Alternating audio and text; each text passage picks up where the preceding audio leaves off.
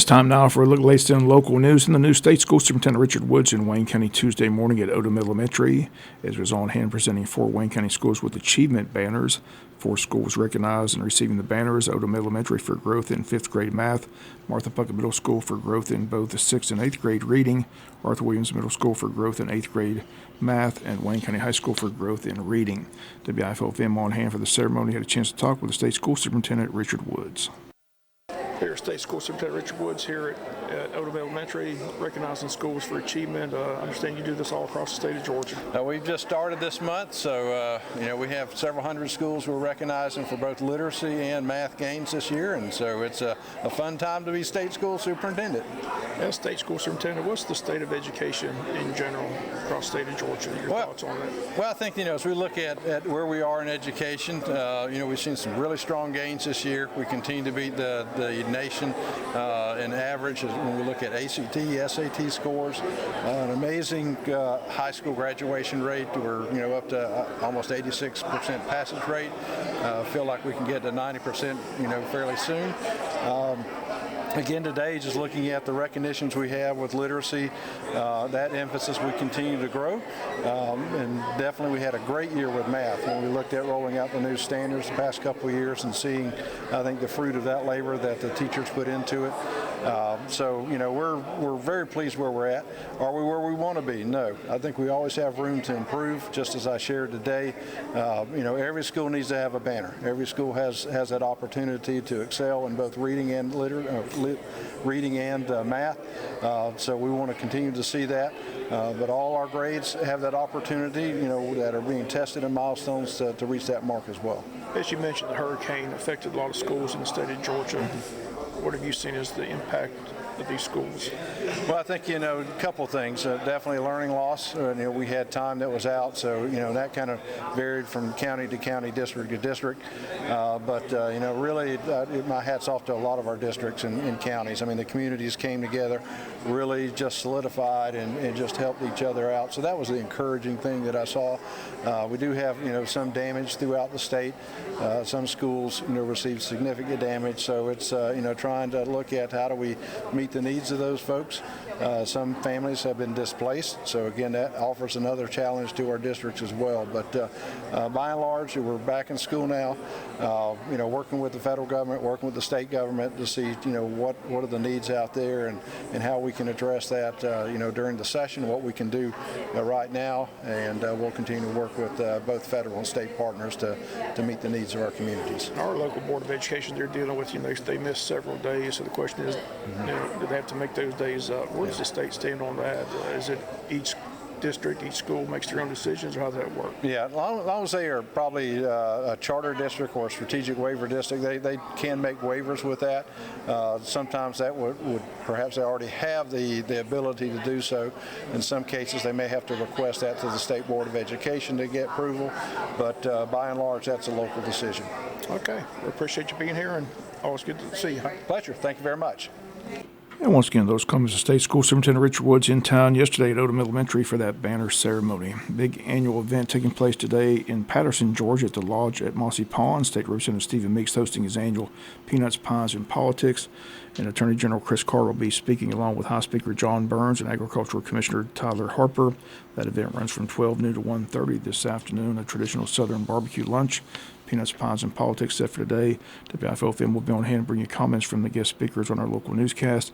Attorney General Chris Carr will be at the Jesup Train Depot this morning at 10 a.m. here in Jesup, speaking with local law enforcement. The public invited to attend this morning event. And the Attorney General also going to be in Scriven City Hall from 11:30 to 12 noon for a meet and greet. And the public invited Attorney General Chris Carr in Jesup and Wayne County this morning. And then one of the guest speakers is Stephen Meeks, the event in Patterson, Georgia. Again, the annual Peanuts, Pies, and Politics, always the week of the annual Georgia-Florida game in Jacksonville, Florida. We'll be back with more news after this word from our sponsor, other commercial messages, so please stay tuned.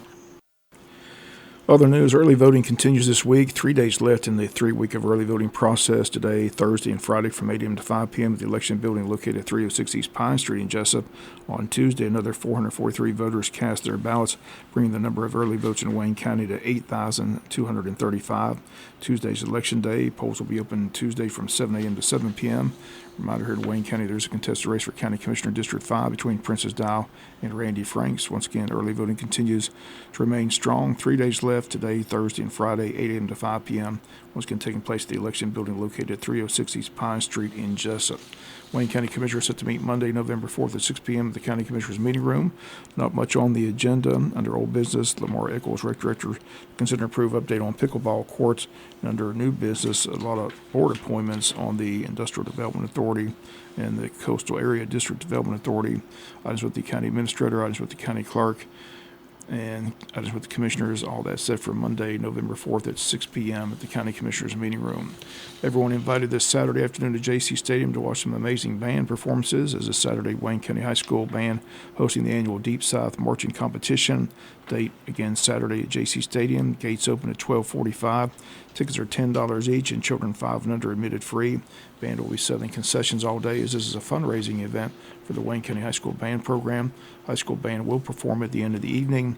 Once again, the community invited to come out and watch the bands from Georgia, South Carolina, and Florida, all in Jesup at JC Stadium this Saturday, November 2nd. Once again, the gates opening at 12:45 p.m. This past Saturday, Jesup Police Chief Chris Hamilton reports that the Jesup Police Department's ACE team, in conjunction with the Governor's Office of Highway Safety, Georgia State Patrol, the Kingsland Police Department, Glenn County Police Department, Scriven Police Department, the Wildtower Police Department, and the Wayne County Sheriff's Office, conducted a comprehensive road check at various locations throughout the city of Jesup.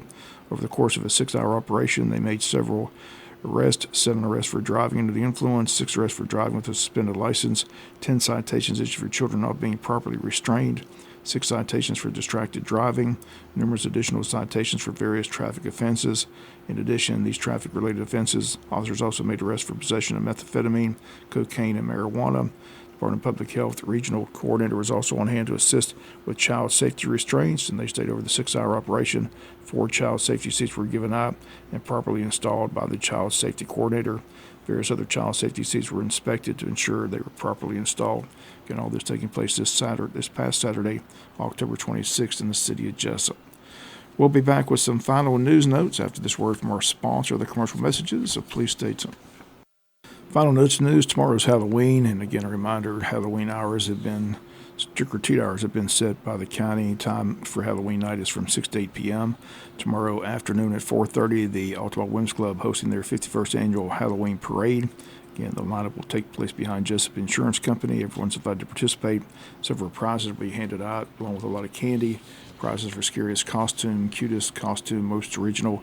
Once again, that's tomorrow afternoon at 4:30 in downtown Jesup. Wayne County High School hosting a trunk or treat event at JC Stadium on Friday before the football game against Ware County. That event will be held from 5 until 7 for kids 10 and under, and those in the costume will get into the football game free with a paying adult. School clubs, churches, businesses, community groups will all be on hand to set up and hand out candy and local goodies. There will be prizes for best displays at Most Jacket Spirit. Again, that's taking place this Friday at JC Stadium before the football game against Ware County. Again, the time from 5 to 7 p.m. Another event, Halloween night, this one in Scriven, Georgia, between 6 and 8 p.m. on Bill Royal Street. Second annual Scriven Community Trunk or Treat. They say come join a night of family fun. There will be decorating contests with amazing prizes. They're looking for volunteers to set up and hand out candy. This is a voluntary event. If you'd like to participate, simply call Scriven City Hall at 912-579-2211. And the city of Jesup gearing up for this year's Christmas parade, which is right around the corner, scheduled for Friday, December the 6th in downtown Jesup. The theme of this year's parade is Dreaming of a Downtown Christmas. Once again, the city of Jesup has taken over the Christmas parade, and this year the date, Friday, December the 6th. If you'd like to make an entry into the parade, simply contact City Hall at number 912-427-1313. Again, the theme, once again, Dreaming of a Downtown Christmas. That's going to do it for latest in local news. Sports comes your way in a few minutes. Bob Morgan, have a great day.